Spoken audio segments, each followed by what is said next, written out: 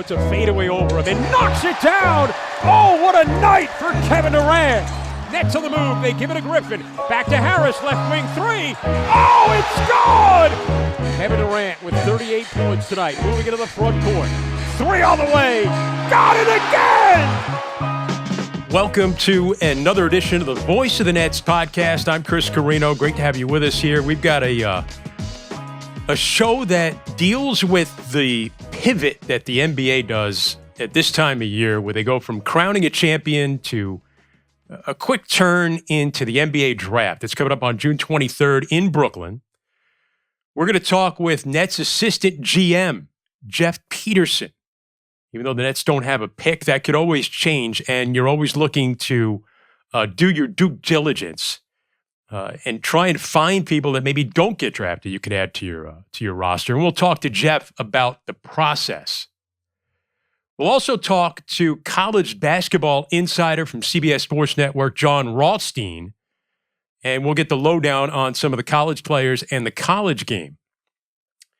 You know, I'm a play-by-play guy, and we're having all these guys that evaluate college basketball talent and young basketball players, and I can't help but think of the correlation between the two.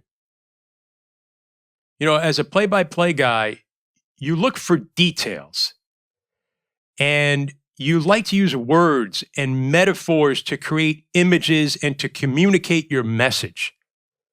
And when I think of personnel scouts in sports, and there's a famous guy that comes to mind. He passed away last year, but a New York City legend, beloved guy, Tom Konchalski. Tim Capper always brings him up on the air, always likes to throw out some quotes from Tom Konchalski. And he had a couple of them that were great. One, I remember there was, he's a mountain masquerading as a man.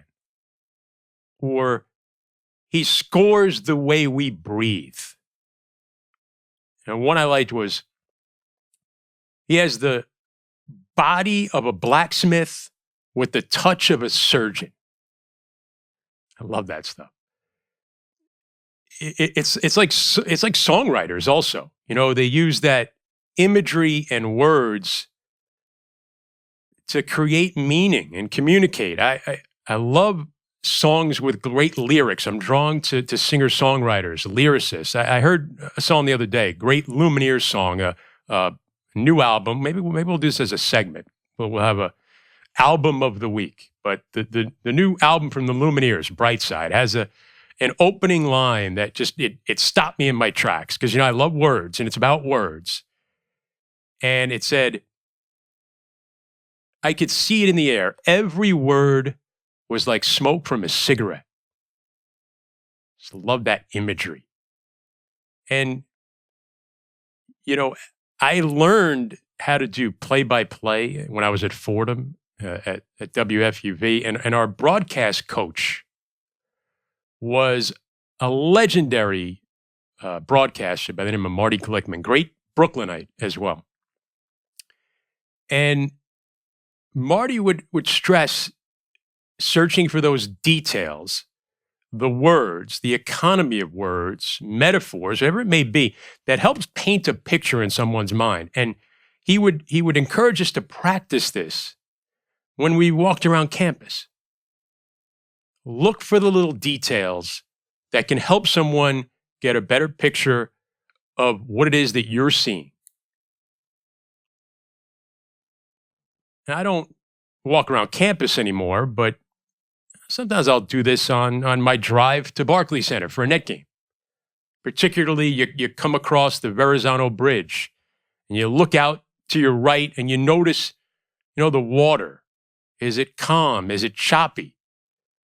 How many boats are out there? Maybe there's one of those big tankers that's got that, an unreasonable amount of cargo just stuffed onto its back as it sails off toward the ocean. And beyond that, you can see all the way out to Coney Island.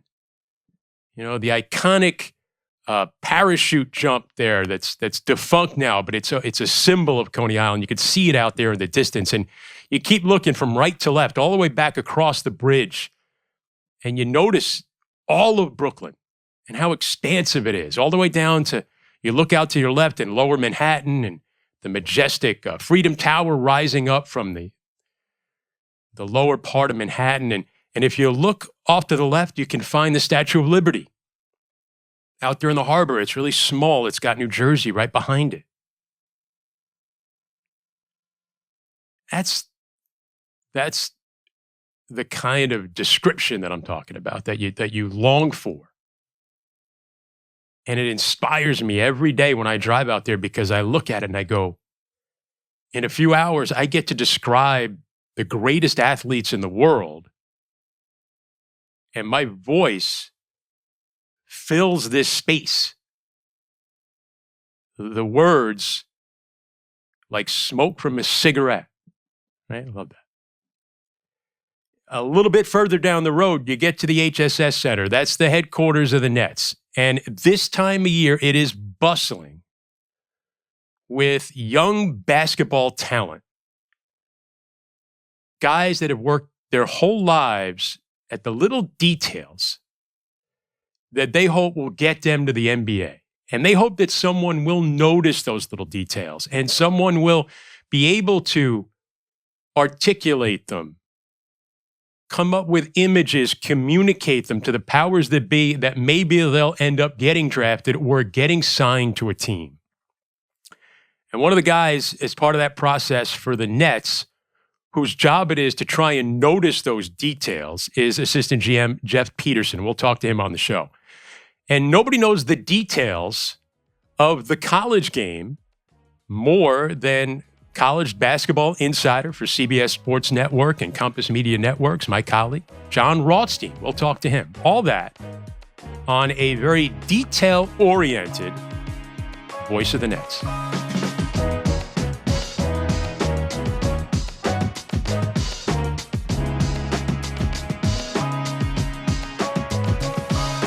Jeff Peterson is the assistant GM for the Nets under Sean Marks, and he was named by The Athletic one of the 40 under 40 in NBA executives. That would be the top 40, like Casey Kasem, only with NBA executives under 40 years old. So he's a rising star. You get the picture. He has an interesting basketball background because he's been with a lot of great brands. You know, DeMatha High School, Iowa, Arkansas, Florida State, you know, before going to the NBA. And Jeff, do you have another year? Can we? You've already had the Big Ten, the SEC, the ACC. Maybe we could get you a year in the Big East. We'll give Mike Anderson a call over at St. John's. You got another year of eligibility left, maybe? That would be amazing. However, I don't know if Coach Anderson would appreciate that at this stage. I've slowed down a little bit, but I wish I did. What kind of player were you? Yeah, so I think, growing up, the thing that stands out the most was just, competitive. So that always, I try to always lead with that. Every time I stepped on the floor, whether it was practice, whether it was at the park, playing pickup, of course, in the actual game, it was, you have to compete. And that doesn't mean, you're necessarily doing the flashiest things by any means, but, you got to do the little things that try to help give your teams extra possessions and guard, shooter, defender. What kind of player were you? Yep. So growing up, I learned the game from my dad, and the thing that stood out the most, I vividly remember him saying, like, defense. Defense was always the priority. Your offense will waver at times. There's going to be nights where you're not making shots. Maybe you're turning it over, but a coach will have to keep you on the court if you can defend. So that was my priority, on the defensive end, just to kind of pressure the ball and be physical and sacrifice my body in any way possible.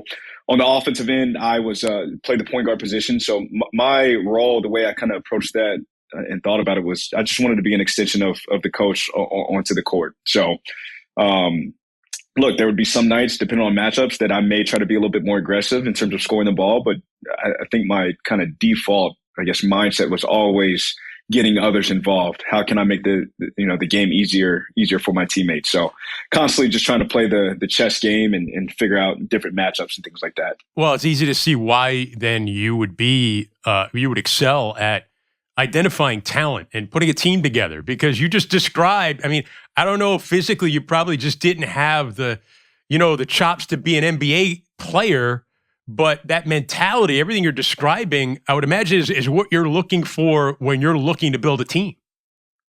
Absolutely. It's a great point. Obviously there's a bit of a sliding scale depending on what positions we're, scouting and trying to add to the team. But there's a few things that are non-negotiable. And like, as I said earlier, just, competitive makeup, someone who has some level of toughness. And of course, we're always looking for guys who play the game the right way, unselfish. And again, that was always my mentality stepping on the floor.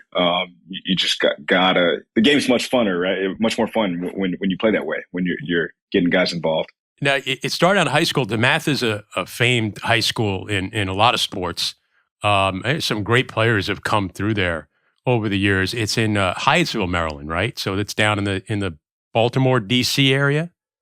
Correct. Hyattsville, Maryland. It's about 10 minutes down the road from University of Maryland in College Park. Now, did you have you're a little I'm trying to think. Kevin Durant is from that area. Do you go back to Kevin? Did you know him from Maryland? Yeah, Kevin. So when I'm originally from Springfield, Missouri. I moved to Maryland to go to DeMatha. I wanted to essentially play against better competition, and so when I was very fortunate when I moved there. Of course, I started to play AAU, and that's when I first met Kevin. We played on the same AAU team. So at the time, It was DC Blue Devils. So again, you can imagine coming from Springfield, Missouri, and then being kind of immersed in that environment. Just the level of competition in that area is amazing. So, of course, Kevin being the best to come out of that area. So just being able to interact with him, and there's so many other good players that come out of the area on a daily basis and compete with them. Very neat opportunity. Did Sam Cassell go to DeMatha? I want to say he was from that area too, right? Sam from Baltimore. He went to Dunbar. So yeah. Man, there's some good schools down there. There really are. Really was are. Kevin in AAU? I mean, did you see could you see the crystal ball and what he was going to be? Yeah, I think, look, obviously physically he's always been unique, just different than everyone else. So at that time, of course, he was still just trying to adjust to his body and grow and, get acclimated from that standpoint. But the thing that I always appreciated about Kevin the most was just, again, his competitive makeup and his work ethic. The guy, I've never met anyone who loves the game of basketball more than him. He's constantly trying to master his craft to this day. But you definitely saw that back then. He would, just spend hours and hours in the game, in the gym working on his game. He would just love to go watch basketball, whatever it may be. He just wanted to be around the game. So you could see he had the passion and the work ethic to be good. And that's essentially why I think he's, again, the best player to play. Well, I want to temper the not temper. I want to manage the expectation level of our audience right now. We're getting into Kevin Durant here, talking about it as a kid. I have Jeff on here today because I want to introduce you to a really cool member of the Nets staff and somebody that's an interesting basketball story and let you in a little bit on the process as we get ready for the draft. So this is not going to be a breaking news segment, okay? This is not going to be, we're not going to touch on free agency or trades or coaches or players. We're not even going to mention anybody except for Kevin Durant by name, which we've already done. So I just want to manage people's expectations of that, because this is something I want you to get to know Jeff Peterson, who plays an important role in a team that has high expectations. And, Jeff, you've been the assistant GM. You came from the Atlanta Hawks with Andy Birdsong. So you guys, you worked together with Atlanta, then you come in, and now you're part of the tree under Sean Marks. I'll even throw Matt Riccardi in there as the GM of the Long Island Nets. I kind of look at you guys as the trio of the young guys that come underneath Sean Marks in the basketball operations pecking order. So what are your responsibilities and how does it get divvied up? Where do you see your path and your responsibilities in the Nets front office? Yeah, I think first I'll say Sean's done a tremendous job of assembling this front office. And, his vision is, of course, we all have our specialties in areas of, I'll say that we feel the most comfortable in, but there's a lot of versatility amongst the staff as well. So we can cross over and help out in multiple ways. But, from a responsibility standpoint, I'm primarily responsible for our college scouting department. Would not be able to, I know you mentioned Riccardi and Andy, but would not be able to do that with the rest of our scouts. And BJ Johnson plays an extremely crucial role in that process as well. He's very, very great human being, but in terms of identifying talent, he's amazing. So I've worked very closely with BJ and the rest of our scouts, our regional scouts, in terms of college scouting. And then, but again, as I said before, we all kind of, the beautiful thing about Sean is he doesn't believe in silos or one person just does that one thing. Now we all have our expertises and areas that we have to cover, but again, I delve into pro scouting and international scouting and G League scouting. So I really love just the versatility amongst our staff.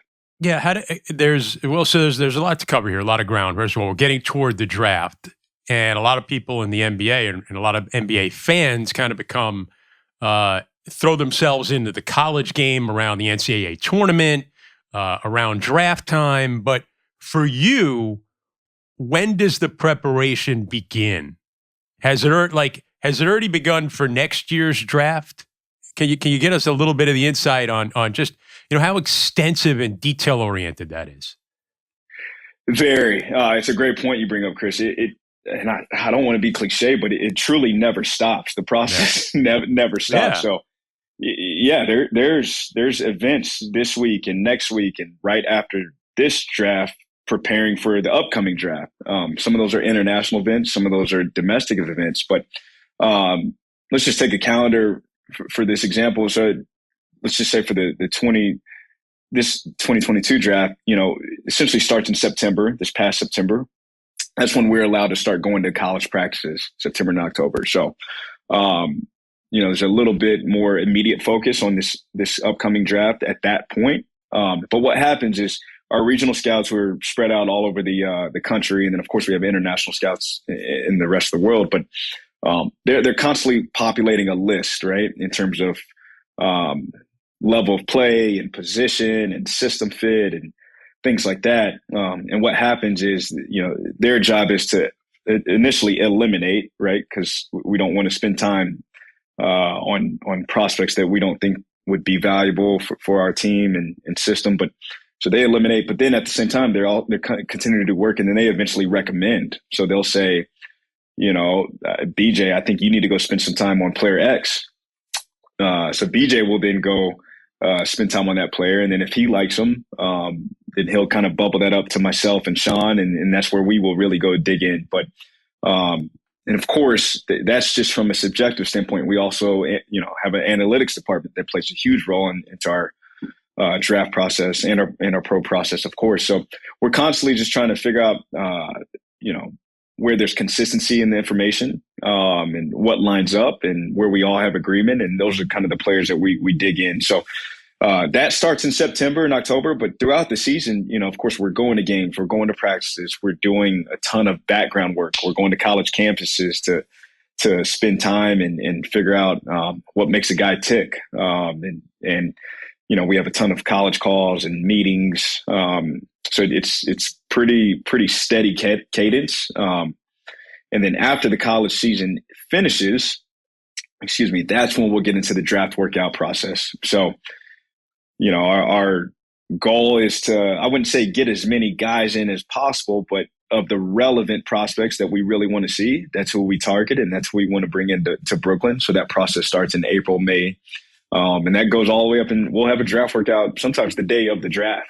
So that's a little bit background on the process. It's got to be fluid, right? Because you don't know, you could end up with a pick that you didn't know you had. You got to be, I guess, prepared to make a pick at any point in the draft.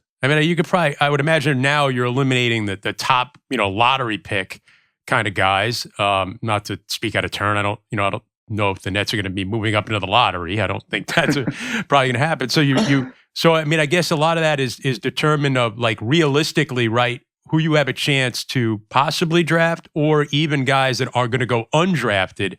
Is that kind of the pool of players that you're looking at right now as we lead up to the draft?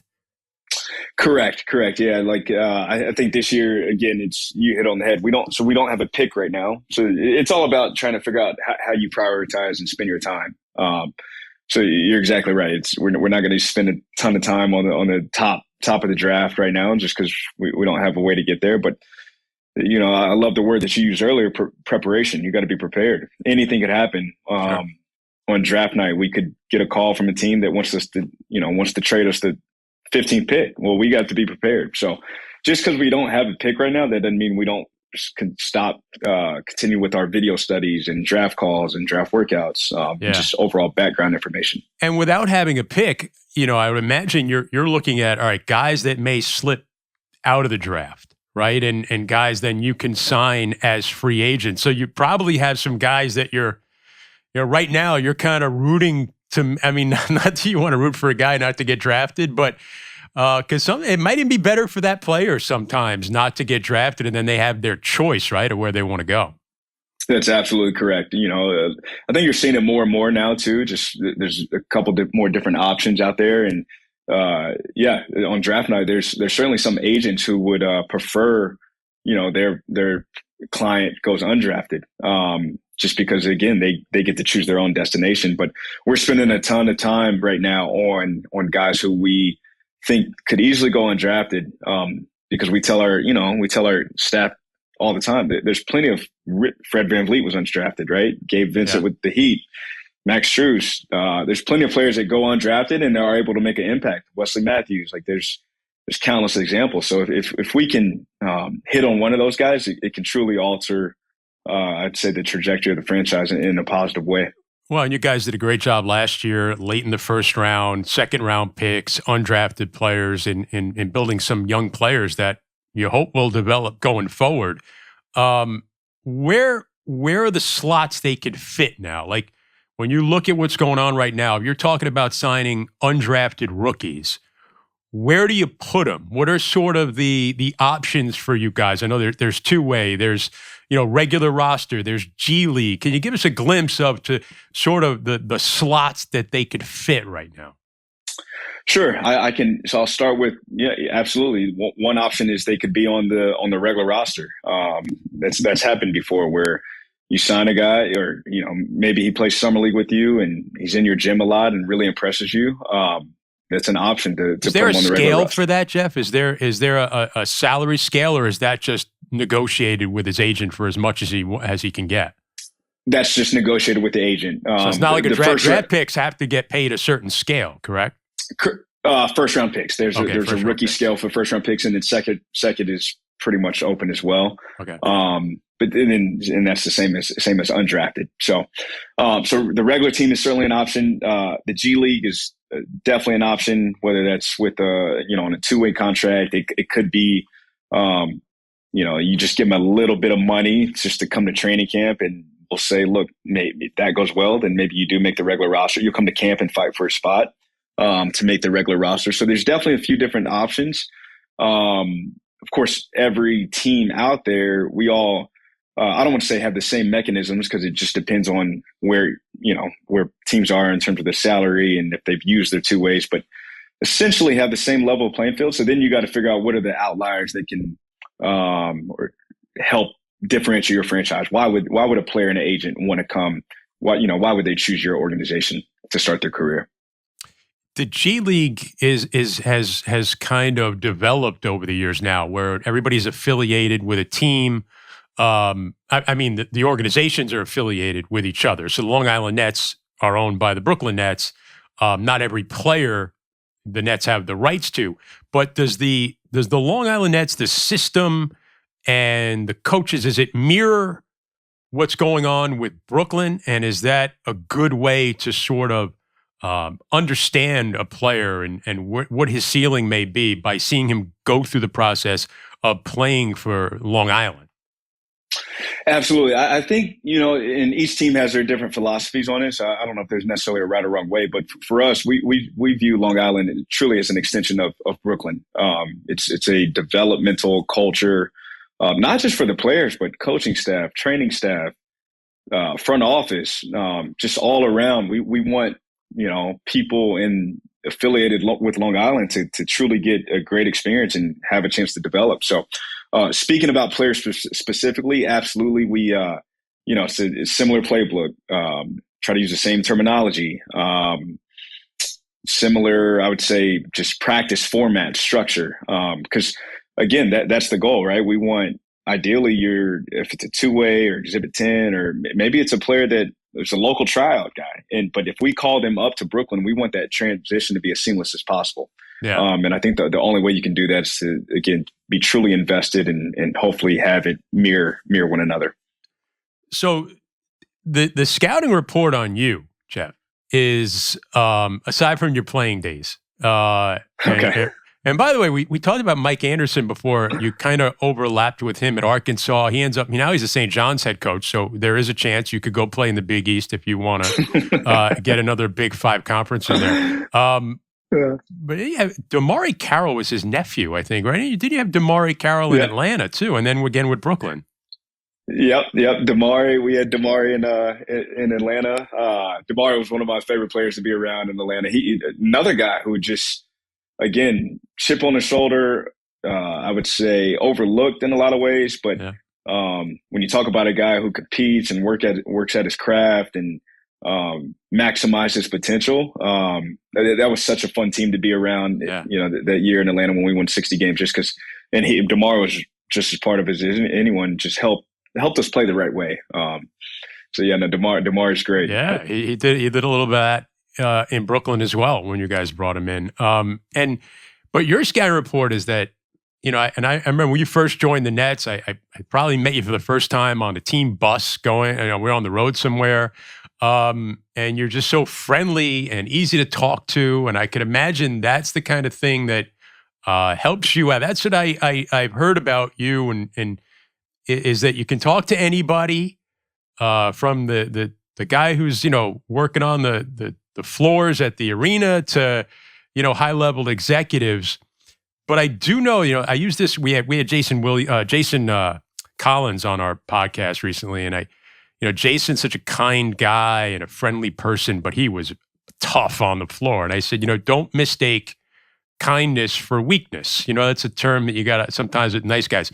To be a GM in this league, I would imagine there's got to be a certain amount of you have to be decisive, you have to be stringent, you have to lay the hammer down a lot of times. It's a big organization you're in charge of. How do you look down the road and say, when I'm going to be a GM one day, how do I keep that relatability and yet, still have that toughness you may need as a GM? Have you thought about that?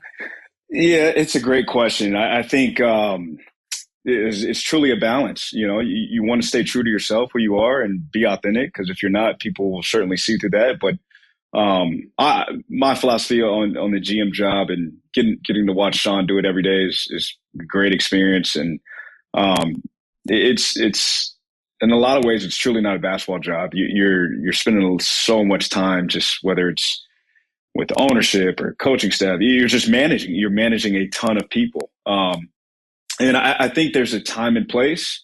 You're certainly right. You have to be very decisive when you're making some decisions, and you have to have some very, very tough, honest conversations. Because I think if people know where you're coming from with those honest conversations, and they know that the intentions are they're coming from a positive place, and you truly want to just help them maximize their potential. I think for the most part, those tend to go well. Maybe sometimes not in the moment. It may get a little contentious or heated in the moment, but when everyone takes a step back and reflects, I think we all hopefully realize that we're all in this together and trying to achieve the same thing. Well, Jeff, we really appreciate you joining us. It was great getting to talk to you, letting the folks get to know you a little bit. Hopefully you're around for a while. Maybe you'll get the jump up one day and somewhere else, but we certainly appreciate you coming on here today and talking with us. Thanks, Jeff. I really appreciate your time, Chris, and enjoy the rest of your day. Thank you. All right, college basketball insider Jon Rothstein joining us right now. How you doing, Jon? Never better, Chris. Great to be with you. Well, if you don't know Jon's stuff, I mean, you must not follow college basketball at all, because he is the hungriest college basketball insider, and that's part of your Twitter handle. But it's a double meaning, because I know that aside from your hunger for information, yes, and that's how people get you, you're also very hungry for food. You do a lot of food critiques and things like that. So let's save that. Let's get we'll get back to that in a little bit. But you're collegehoopstoday.com, College Hoops Today, the podcast, which, I mean, you get, if you think there's a college basketball coach that is too big to go on the College Hoops Today podcast from Compass Media Networks, where you and I are colleagues, is there anybody that you wanted that you haven't gotten yet on that podcast?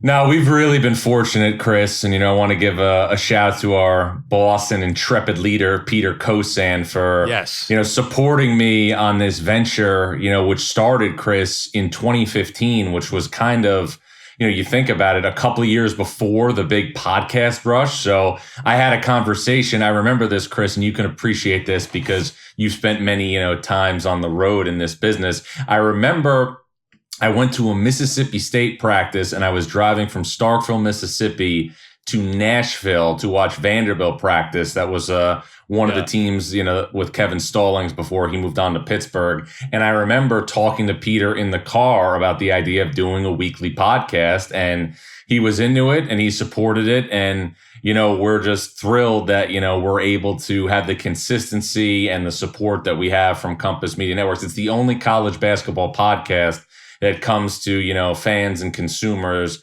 every single day of the calendar year, 52 weeks out of the year. And, we still obviously try to, produce obviously compelling, quick hitting content with obviously a compelling guest each week. And you do. And you're also a CBS Sports Insider, CBS Sports Network. You're a great guest everywhere when people want to talk college basketball. So when we had this idea, and we were talking about, getting ready for the draft, which is coming up. Who better to dive into some of the college players at this time of year than Jon Rothstein? Because, as you know, Jon, at this time of the year, all the NBA people become college basketball experts, whether they are or not. Yeah, absolutely.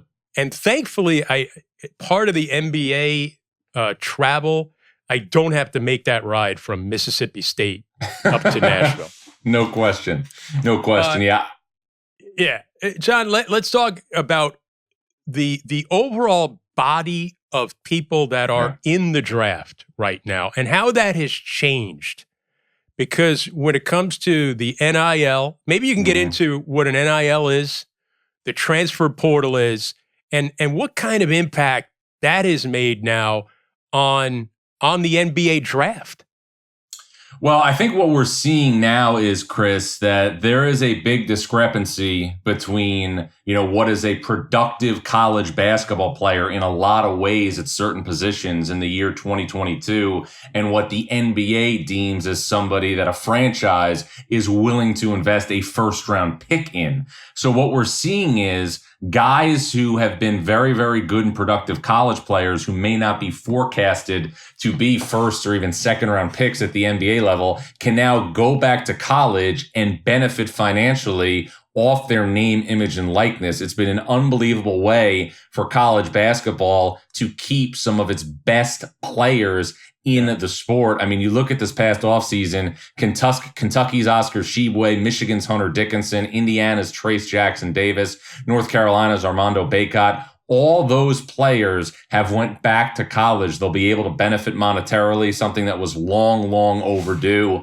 And that's something that, has been really, really good for college basketball because, Chris, when you and I were growing up, we were able to recognize the players year in, year out. We grew up with Leitner and Hurley and Shaquille O'Neal staying multiple teams years that had juniors at LSU. and seniors. Yeah, and now we're starting to see that back a little bit. Now, as far as the immediate eligibility aspect of college basketball and college sports goes, that's something that we have to get under control from the college perspective, because the NCAA passed a couple of years ago a rule that every player had a one-time transfer exception to play immediately without sitting out, because, transfers have always had, to sit out in men's basketball. And that's something that's been a rule that's been stretched a little bit. We're seeing players who have transferred once with immediate eligibility, now obviously submit waivers and be eligible a second time. So that needs to be tightened a little bit, in my opinion, if we're going to stabilize the sport. But the upside that we've seen from name, image, and likeness has been absolutely sensational. I think if we can stabilize the transfer portal aspect of college basketball, because another unintended consequence of this is when players transfer from one school to another, a lot of credits are lost in the transfer process. And, only a small percentage of these guys are going to be bona fide NBA players. So the academic component needs to be obviously prioritized as well. But all in all, right now, the on-court product in college basketball has been as good as it's been in a long, long time. And I think you saw that, Chris, with the way the NCAA tournament was played and the level that it was played at. Yeah, and, you mentioned the NILs. I would imagine that North Carolina's bringing back, basically four starters. And they're all really good players. But probably, without NILs, you mentioned Baycott. Maybe a couple others would have been in this draft. No question. And now, a player, if they want to support their family, if they want to make a little extra money, they don't have to go to the G League. They don't have to go to Europe. They don't have to do those things. They don't have to work to try and be a second-round pick to benefit monetarily. Again, they're going to benefit because they should have the right to profit off their name, image, and likeness. And also college basketball is going to benefit because we're going to have now players, again, who are recognizable names that are synonymous with the sport staying in college for longer periods of time. Yeah, and that'll benefit the college game. And it benefits the NBA really, too, because these guys are going to be a little more prepared, I think, more seasoned. You're not taking as much of a risk with some of these guys. And I think there will be a time, I know that the league is going to change now where you're going to be able to come straight out of high school to the NBA. That rule will change things, I think, for the better too as well, because you won't have a lot of kids that are just looking to do one and done. Well, anymore. Chris, another thing too, and I just noticed this because, me, I'm a college guy, 365 days a year, but, socially, I watch some of the NBA playoffs. Everybody talks about, comparing the NBA and college basketball, and I understand the natural comparison, but it's really two different sports. The college basketball still features, obviously, a plethora of behind-the-basket big men. I just mentioned a handful with Hunter Dickinson, Trace Jackson Davis, Armando Baycott. If you look at the NBA, the way that positions are interchangeable, especially in the front court, is just a vast difference from what we saw 20 to 25 years ago. Todd McCullough, Hakeem Olajuwon, Dikembe Mutombo, Patrick Ewing. These guys would not have a place in today's NBA because there's such a focus on shooting and spacing. So at certain positions, I think you can forecast, obviously, effectively a college player to the NBA. But when you really look at the dynamics, at the one sport to the other, it's completely different. I remember talking to coaches who visited with Billy Donovan, who, head coach of the Chicago Bulls, longtime head coach at Florida, and also coached Oklahoma City. And when he was, commiserating with college coaches who wanted to brush up on some concepts, he even said that a lot of the concepts that are implemented in the NBA can't really be applied to college because the skill level and the spacing isn't really comparable. Yeah, some of it trickles down and some of it gets glommed from college. Think about John Calipari. Yeah. And, his 5-out system. Yeah. Drive and kick. Like, that kind of is what the NBA has become a lot of. And then, you talk about some of the zone defense now that you're seeing in the NBA, which I think you should see more of. Yeah. Obviously, that has its roots in the college game. and it's interesting because when you look at, I look at some of these guys because obviously the Nets are going to be focused on players that won't get drafted, or maybe if they end up with getting a second round pick here and there, they're looking at bottom half of the draft or guys that aren't going to get drafted. But from a particular standpoint that the Nets saw in the playoffs this year is that the league is trending toward guys in that 6'5" to 6'8" range that can switch everything, that can shoot two-way players. And I think of a player like you're watching in the finals right now, Grant Williams with the Boston Celtics. Not a highly drafted guy, but in that 6'5", 6'6" range, can switch everything. You can see he can shoot, he can defend. Man, some of these guys, like he was an SEC Defensive Player of the Year. Sure. Like you knew. I don't understand why teams think, well, we don't know what position he is, so he drops in the draft. Sure. Are you seeing now more interest in guys like they're getting away? The NBA is getting away from, we don't really know what position he is, but we know he does something pretty well. Well, I think, what we're seeing is, in the draft aspect of this, if you're not going to get a franchise caliber talent at the top of the draft, you want somebody who can be a star in their respective role. You want somebody who can flourish in the role that he has to play. And that's something, again, that is you're able, I think, to examine a little bit if you're looking to specify what you're looking for as you get into the 20s and 30s and beyond. So John, we're looking at that now. We're looking at the Nets are bringing in guys. There's reports of who they're meeting with and bringing in for these workouts. Mm-hmm. They may be rooting for some guys to fall out of the draft. Are there? I mean, because you look at what the Nets did last year in the draft. I know you're familiar with Cam Thomas and Kessler Edwards and Day'Ron Sharpe, and then David Duke Jr. went undrafted, and they brought him in a couple of years ago, and he worked in the G League, and then he turned into a guy the Nets really like, and maybe at some point has a future there. So what are the kind of guys you're looking at that you think could be really good NBA players down the road that may fall out of this draft for one reason or another? It's interesting because there are certain players who I know I'm very fond of and people in college basketball are very fond of, but may not be projected to be as high on obviously some draft boards. I think of a guy right now out of Arizona and Christian Koloko, who was pound for pound, inch for inch, one of the most improved players in college basketball last year.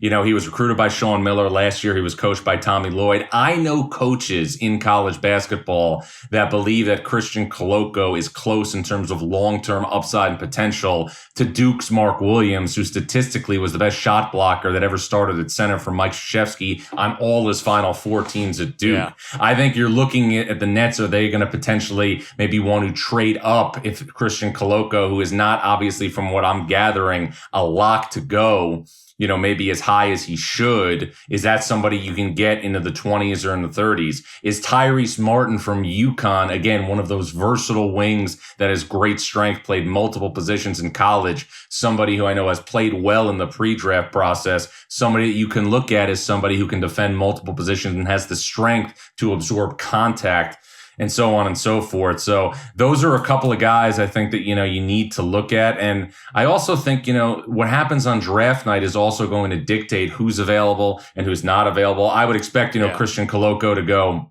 somewhere, obviously, potentially in the first round. But I think he's somebody who could have a lot of value as somebody who may have the talent of a back-end lottery pick, but may not go as high. It's actually an interesting storyline, Chris. When you look at the dynamic right now for Arizona in the NBA draft, with Christian Koloko, with Dalen Terry, and with Benedict Mathurin, who I think is one of the sleeper players in the lottery, Arizona has a chance to have 3 players selected in the first round of the 2022 NBA draft. That's a storyline right there. It'd be like the equivalent of the NFL, the Georgia defense, where they had 7 guys that were drafted in the first round. And again, these may be names that are going to be out of reach for the Nets. I think, the Nets had a first round pick in Philadelphia is that they deferred now to next year. Mm-hmm.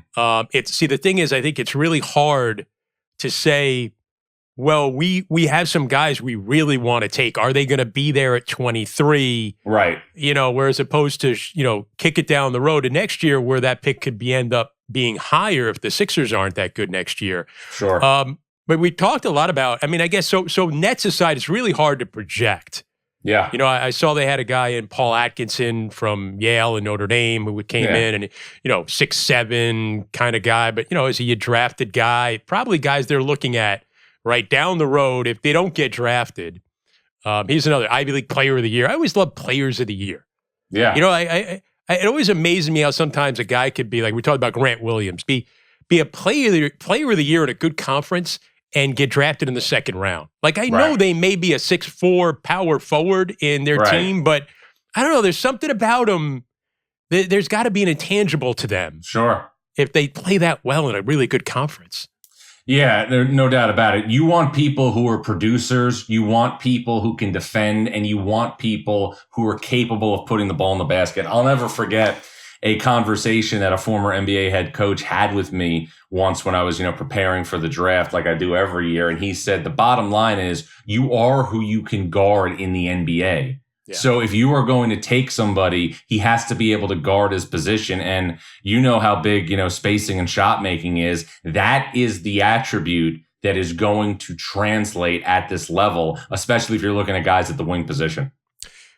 Jon Rothstein, so we talked about how the back end of this draft a little bit, talk about guys that are staying in college that maybe dilutes the pool a little bit for the NBA. But at the top of this draft, do you see, I'll let you say it, guys that are going to be transformative players, that are going to be all NBA players? There is definitely a couple of players at the top of this draft that have a chance to have significant contributions at the professional level. Chet Holmgren, the unicorn, 7'3", out of Gonzaga, or he's not maybe 7'3", with everything on right now, but he looks like taller because he's so skinny, and I can say that as a skinny guy. Yeah, you're lucky. I envy skinny people. Especially with my metabolism. But Chet Holmgren, is somebody who looks 7'3". Some people said he's 7'2" or 7 feet or whatever. But his wingspan definitely helps with that. But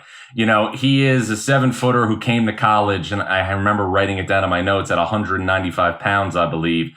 He's somebody who, for all intents and purposes, is unique because he's somebody, Chris, who is a 3-point shooter on offense, and he's a shot blocker on defense. A 7-footer who is, again, blocked just under 4 shots a game, but was 39% from 3-point range as a freshman. And, this just puts it in perspective. He blocked 117 shots last year for Gonzaga. The next person who was closest in blocked shots on Gonzaga's team was Drew Timme with 25.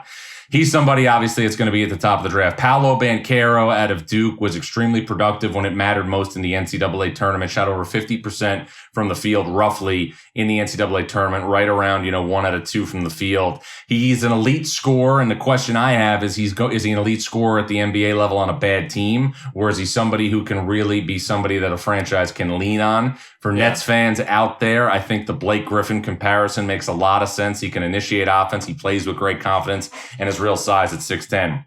Yeah, Jabari, you could be big. If you could be, that's what the NBA is looking for too. Guys that are playmakers with size. Yeah. So then Jabari Smith, who out of Auburn is an incredible shot maker, and is also somebody who I think knows what he's good at and is good at what he knows. Chris, last year at Auburn, 42% of his field goal attempts were from 3-point range. Think probably Jaren Jackson Jr. And in defense of Jabari Smith, he did not have elite point guard play on his roster at Auburn. With all due respect to the guards on that team, it's not like he played with a great table-setting point guard. That could obviously change if he played with a great floor general. The guy who is a little bit of a wild card in terms of the long-term upside and is a little bit different than the guys we just spoke about, because Jabari Smith is obviously a forward, 6'10", 6'11", can stretch the defense. Paolo Banchero's a point forward type at 6'10", and Chet Holmgren's a 7-footer. Jaden Ivey out of Purdue is somebody I think can be like a volcano at the NBA level because of the spacing that we're going to see played at the professional level. I mean, part of the great blessing of playing at Purdue is you're going to play with a great big man. But if you're somebody like Jaden Ivey, that is going to make, the middle of the paint sometimes congested like the Long Island Expressway on a Friday night in July. So now we got the Long Island Expressway. Hate the Long Island Expressway. So, but this is somebody too. And Jaden Ivey, as long as he doesn't face St. Peter's at some point exactly. in the NBA, he'll exactly. be okay. He was significantly more, efficient offensively as a sophomore than he was a freshman. Also, Chris, very good at, getting to the free throw line. 11 games this past season with 8 or more free throw attempts. Iowa's Keegan Murray is somebody who I think if he played at a blue blood program would have a lot more pop and interest, in terms of being a top 3 or 4 pick. I mean, this guy made a massive leap from an offensive perspective. Made 16 3-point shots, Chris, as a freshman, then went to 66 as a sophomore. Wow. 7 games with 20 and 10. I'm going to go back into the archives a little bit right now. This, to me, reminds me of Boris Diaw when he was with the Phoenix Suns. Leaner, crisper, can obviously handle the ball and be a point forward. Great instincts at 6'8". And then I think another guy who you have to look at the top, but he's a little bit of a mystery man, is Shaedon Sharpe, who did not play for Kentucky, but is draft eligible and is going to be the mystery player in the lottery. A couple of things to go back on. Boris Diaw once put his espresso down in flip-flops and touched the top of the backboard one time. I love that story. That's incredible. You made the Diaw comparison. And, Jabari Smith's dad played for the Nets. And he had a cup of coffee in the NBA. It was on a really bad Nets team. But he had this unbelievable personality, and he was really big too. He's like in that 6'9", 6'10" range, and I always thought would have made a great globetrotter because he could do all the globetrotter stuff, and he was really funny. But the image I always have of Jabari Smith's father, we're in the Four Seasons Hotel in Toronto. Nice. And I get in an elevator. Picture this: I get in an elevator with Jabari Smith Sr. Yeah. And Richard Simmons. Remember the workout guy, Richard Simmons? Yeah, sure. He was he was in the shorts and the whole Richard Simmons uniform that you remember him with, right? Mm-hmm. And Jabari Smith has this huge smile. He's pointing at him like, I know you, but I'm searching for the name. And he's pointing, and he goes, Simmons! He's pointing out. So I can't do any of my draft prep looking at this without thinking of Jabari Smith and Richard Simmons in an elevator in Toronto. There you go. Before I let you go, Jon Rothstein, the hungriest basketball insider, the hungry part of it, you follow on Instagram, Jon with no H, Jon, .Rothstein. I think I'm correct there on your IG. You got it. You do some food reviews. Yeah. So, and you're a New York guy. Yes. And you have that shirt, eat like a champion today. Yeah, eat like a champion today. You're a mogul. I mean, you're just a mogul. So best Italian spot in Brooklyn and then in the country. I would say Lilia in Brooklyn. I don't know if you've been there, Chris. It's new school Italian, but my wife and I absolutely love it. It's just the pastas are just intricate. And I actually, for her birthday this past February, I was able to hire a private chef who used to work there. And he came to our apartment and cooked dinner for 15 of her friends. Wow. So we had a little party. That's what you get when you're a CBS basketball insider, is you have those kind of connections. Yeah, well, I kept his card. I'll put it to you that way. It was an incredible, incredible meal. And honestly, I tell people this all the time, and you can obviously relate because we've done some meals together. It's when you are fortunate enough to live in New York, especially Manhattan, people, do different things, Chris. Some people play softball. Other people, may, get into, other exercise classes.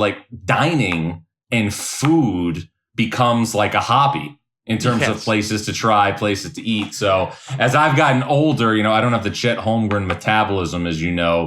What my wife and I do, and I think this has been it's been something to look forward to, and it's been fun, is we don't eat pasta for 6 days a week, but every Sunday we go out to an Italian restaurant and have pasta Sunday. So it's like something we always look forward to every week. So we went to Campagnola, which is in our neighborhood, last Sunday, and had all these different intricate types of pasta. We had the tri-pasta appetizer, which is you have like a ziti with a red sauce, a gnocchi with a pesto, and a porcini ravioli with the white mushroom sauce.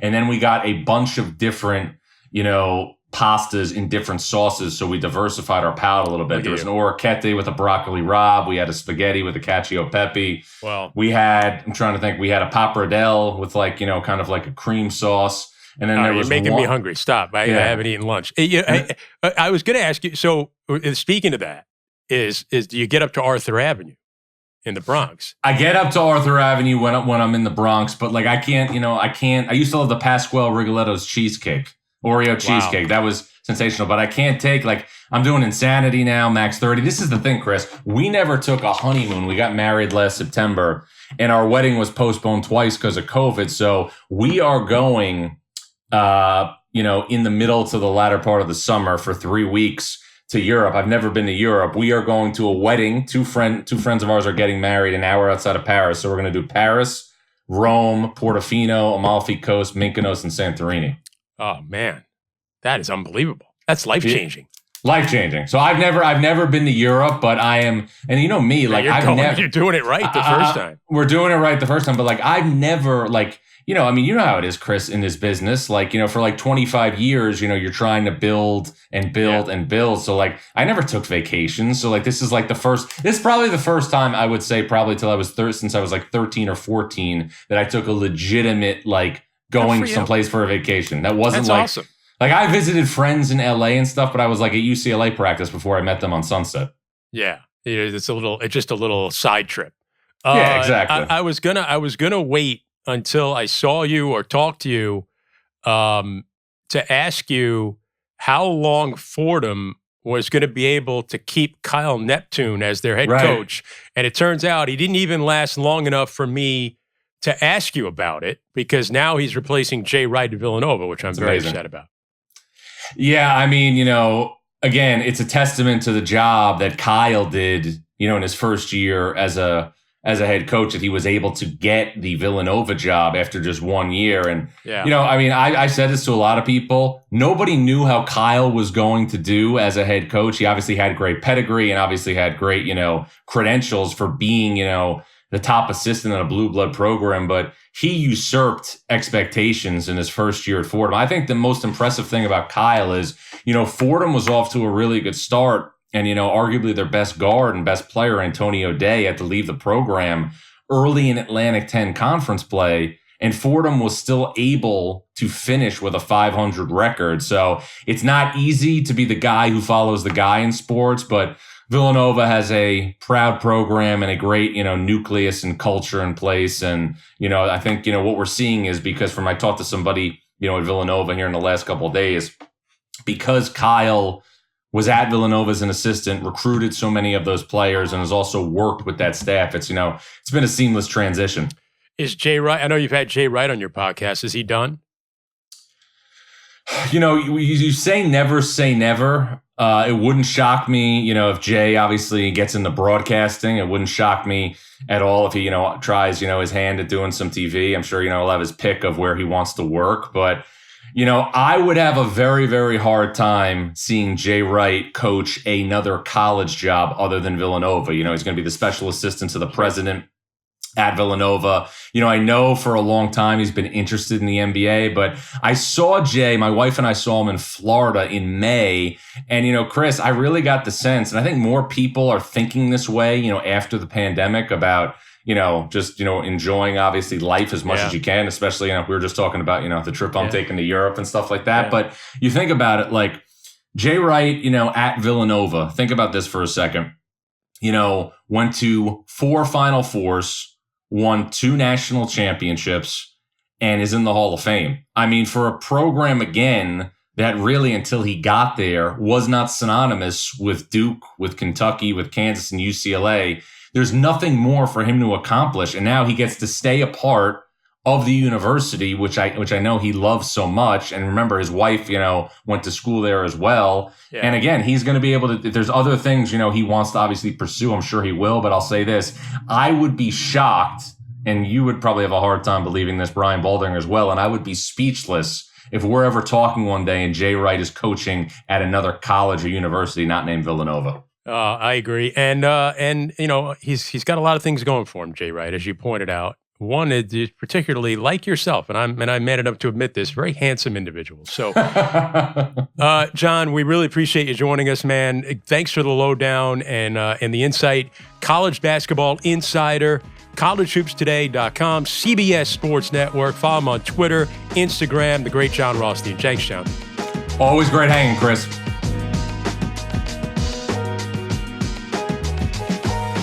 Thanks for listening to the Voice of Nets podcast. My thanks to Jeff Peterson, Nets assistant GM, College Basketball Insider Jon Rothstein. Tune in. We'll be back soon. Remember, just hit subscribe and you'll be notified every time we have a new episode out. I want to thank Tom Dowd, our producer, engineer Isaac Lee. For our entire crew, I'm Chris Carino. Thanks for listening to the Voice of the Nets.